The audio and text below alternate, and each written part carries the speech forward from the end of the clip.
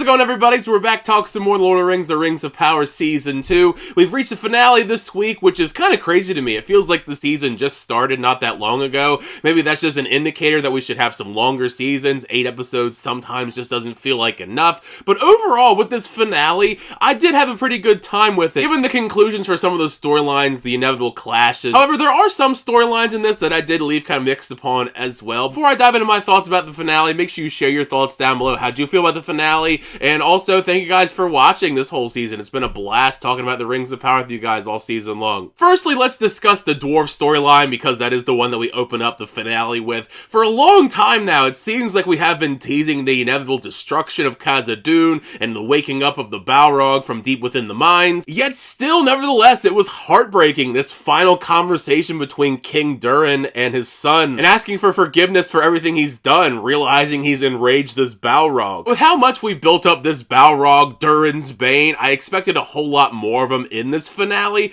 and he does look phenomenal. I'm always excited when I see the Balrog in action, but I expected a little bit more from this clash between him and Durin. Don't get me wrong, it was awesome seeing King Durin charge at the Balrog before the mines close up again, but I don't know, maybe I was expecting at least just a little bit of a brief fight, not just like a clash of the swords and then we just cut away and we don't see anything else. And this is something I've been harping on a lot just because there are so many different storylines in the Rings of Power. It almost just makes me wish there was at least one, maybe 2 more episodes just so we could flesh out some of these storylines a little bit better. Some of which, with these storylines, they didn't get much development to begin with in 8 episodes, like Isildur or Elendil. When you think about it, it's kind of upsetting that both Elendil and Isildur have to pretty much leave their loves behind. Isildur ditching Estrid to sail back home since she's not allowed to come. It was personally something I was okay with just because I didn't really like their relationship all that much, but I'm sure we're gonna inevitably see Estrid more down the line. On the flip side, I was pretty bummed out that Elendil has to ditch Muriel and leave because Pharazôn is causing riots in the streets. Another major development I wasn't expecting in this episode that we'll see obviously pay off a lot more down the line in Lord of the Rings was pretty much the origin of how Elendil gets Narsil, as we'll see it used later on in the Lord of the Rings when Isildur uses it to cut the One Ring from Sauron's hand. I thought it was pretty touching how she tells Elendil to use it and reclaim his destiny. After such a big full-scale epic battle last week, it kind of is tough to follow up something like that, but still in the finale, for the most part, I still enjoyed the action.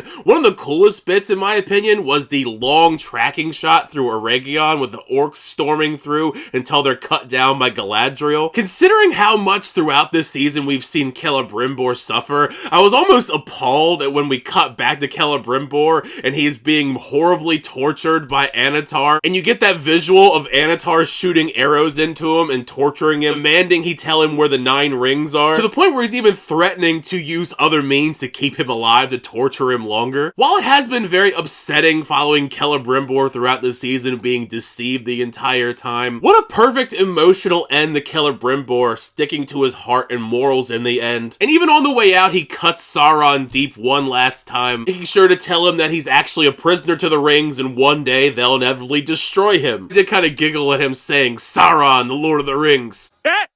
He said it! He said it! When the finale cuts back to the Stranger storyline, maybe it's just me, but it almost kind of feels like they cut out a big chunk of the Stranger storyline that we just didn't get to see on screen. Last we saw the Stranger, he was wandering through the area trying to find his staff, and now he's at the Stewar's home and ends up meeting the Dark Wizard face to face. Myself and a large majority of the Lord of the Rings fans kind of knew this reveal was inevitable. It just seemed so blatantly obvious, even though we were going to just string it along this entire time. I was hoping maybe there's going to be some type of curveball with the Stranger's identity. From the moment the Dark Wizard and the Stranger get talking and they bring up certain details, like the history of them together, all 5 of them, it was the clear indicator before the show even went on to reveal it towards the very end of the episode that the Stranger's identity, after all, is Gandalf. I mean, it seemed super obvious. I know they tried to have some sort of mystery around it. At least it's over with this mystery, if you will. Also, in turn, that means that this Dark Wizard wizard is Saruman. So I guess it's interesting that we're seeing the early stages of their relationship together in this show. The dynamic between them at this time, and you understand more why Saruman comes to resent Gandalf. In a similar fashion to Isildur storyline and Elendil storyline in Numenor, I just wish there was some more screen time here so it could at least be a little bit better developed. We don't really have a lot of time with their story throughout the 8 episodes. My disappointment here probably is partially my own fault, just because the show set up this really exciting shot of Adar taking Galadriel's ring, and I expected some type of cool thing to amount from it in this finale, and it doesn't really amount to much at all in the end. I will admit it was pretty cool, the reveal when he puts her ring on, that he changes back into looking like an elf. On top of the cool effect they have here where he slowly changes back from an elf into more orc. In the end, a good amount of the stuff with Adar, although I thought he was an interesting character up to this point, it's kind of the show's fault because it's tough when this character is created for the show, so you know they can't have a huge lasting impact on the source material. Sure, it's lovely to a degree that he accepts finally to help destroy Sauron, forgives Galadriel and wants to make peace between the elves and the Uruk, but sadly because we've watched The Lord of the Rings, we know that's not ever gonna actually happen. Even still, watching it all play out, seeing the Uruk betray Adar and brutally stab him to death in excessive fashion by this mob, it was pretty upsetting, not helped by the fact that you have Sauron looking down on him with this smirk the entire time. Considering that we built up this entire season, the hype between Galadriel and Sauron finally meeting once again after the finale last season, ultimately I do believe their clash delivers on the excitement behind it. Besides the fact that the battle itself from a physicality standpoint is pretty fun, it's more so the mind games that the two play between one another that makes this battle all the more interesting. Because you have Sauron goading Galadriel mentally, and I thought that was brilliantly executed, reminding her at one point they held very similar values. The cherry on top of all of this is the fact that he's switching between Celebrimbor and Halbrand to just hammer those points home, drive that dagger deeper into her emotions, before I guess literally stabbing her with the crown. This entire section of the episode is thrilling, with Galadriel and Sauron's battle interspliced with the dwarves finally arriving and changing the tides of battle and aiding Arondir, Gil-galad, and Elrond. Admittedly, for as intense as all this is, you know, some of the stakes are lacking. Like, as poignant of a moment as it is that Galadriel jumps off the cliff and the darkness is pulling at her and getting worse and worse,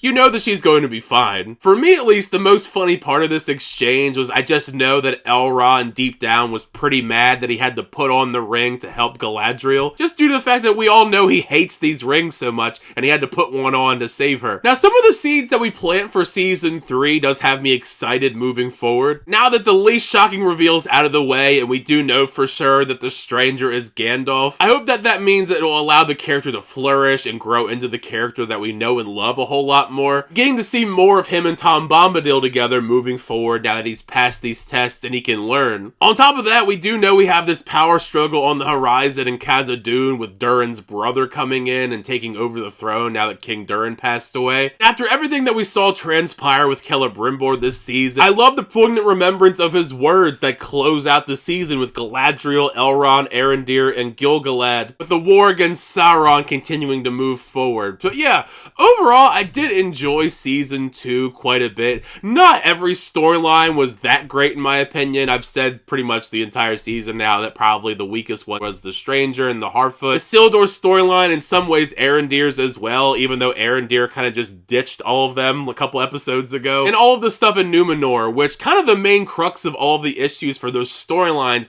is just they didn't get a lot of time to develop compared to all the ongoing stuff with Galadriel, Elrond, and Sauron. Hopefully in season 3 we can kind of condense these storylines. It seems like we are kind of doing that here now that Arondir is with the elves. But either way, like I said before, share your thoughts down below. What'd you think of this finale for season 2 of The Lord of the Rings, The Rings of Power? As always, thank you guys so much for checking out videos. I always do appreciate it. Make sure to like on the video and also subscribe to the channel so you update reviews, reactions, unboxings, and more. But next time, I'll see you guys later.